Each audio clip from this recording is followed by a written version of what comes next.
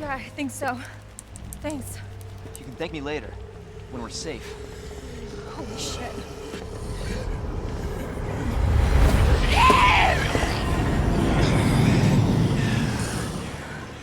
Resident Evil 2 has returned, and it's been 21 years since the original game was released. Rookie cop Leon Kennedy and Claire Redfield once again step into the world of survival horror.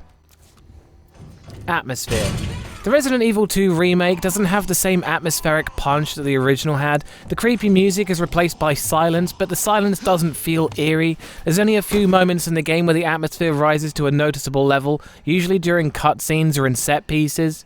Whilst they've de-emphasized the music so you can hear the zombies staggering around and Tyrant thundering about, in terms of atmosphere, it just doesn't do anything much for me.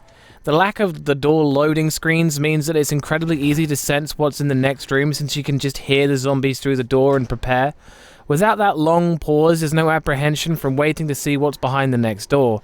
Overall, I didn't feel apprehensive much even the first time playing, and the truck stop at the start is about it for me when there's a vague sense of unease as you explore an area you don't get to explore in the original.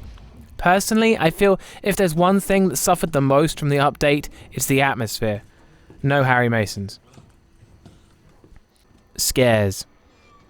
I don't find the zombies to be as much of a threat as they used to be. The tank controls and clunky movement made every encounter in the original potentially your last, but in the remake it's much easier to turn around and walk away from them, to shoot them in the leg and incapacitate them, or to just blow off their head with a shotgun, and if worst comes to worst there's a host of items like the knife and grenades to pacify a zombie.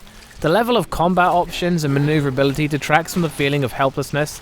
Even lickers don't seem to chase you once you've left the room, so just walk away. Even some of the more iconic jump scares from the original have been updated. Instead of hands bursting from the windows to grab you, the zombies just flail around outside and then crawl in if you don't put boards up.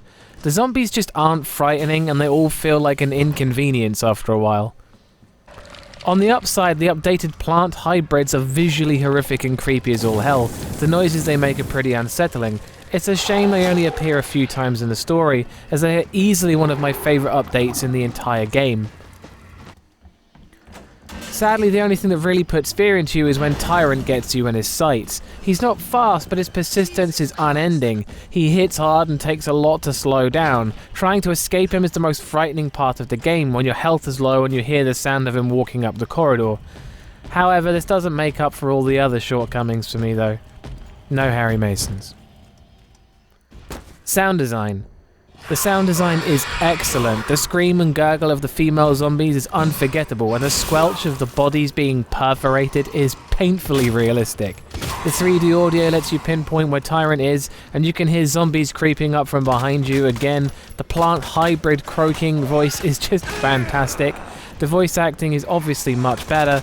The little music there is pretty underwhelming, but the sound effects are unbeatable. That's one Harry Mason.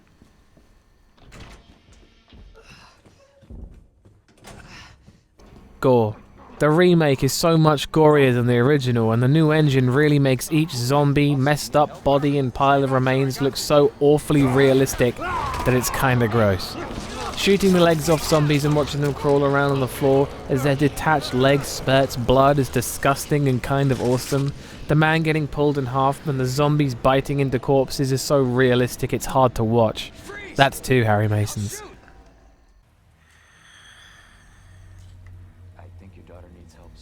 Story. The story has changed from the original. Whilst most of the elements are still there, it's presented in a different order. Things have been added and certain parts removed altogether. The story is still great and has that big budget horror film vibe rather than the B-movie style of the original. One of my favourite moments is the addition of the gun shop owner and his infected daughter. Whilst the reaction of Leon and Ada was kind of underwhelming, it's a grim reminder of the lives of people who aren't main characters and the impact that the zombie apocalypse had on the populace. The updated cutscenes have more content and there's more story to take away from in the diary entries, making the final score 3 out of 5 Harry Masons. Resident Evil 2 is my favourite game in the Resident Evil series, but I think I'd rather have it remade like they remade the original Resident Evil than what we actually got here.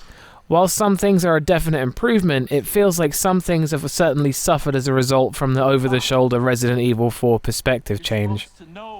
Again, I'd like to remind you this whole thing is down to my opinion in horror games, and if you don't share this opinion, then that's cool. I get it. I'd like to point out that whilst I panicked before Tyrant, I did not scream like a banshee or run away from the computer, and I advise you don't either. There'll be more horror reviews in the pipeline, and thanks for watching, and always go check out Bumps in the Middle of the Night. Peace.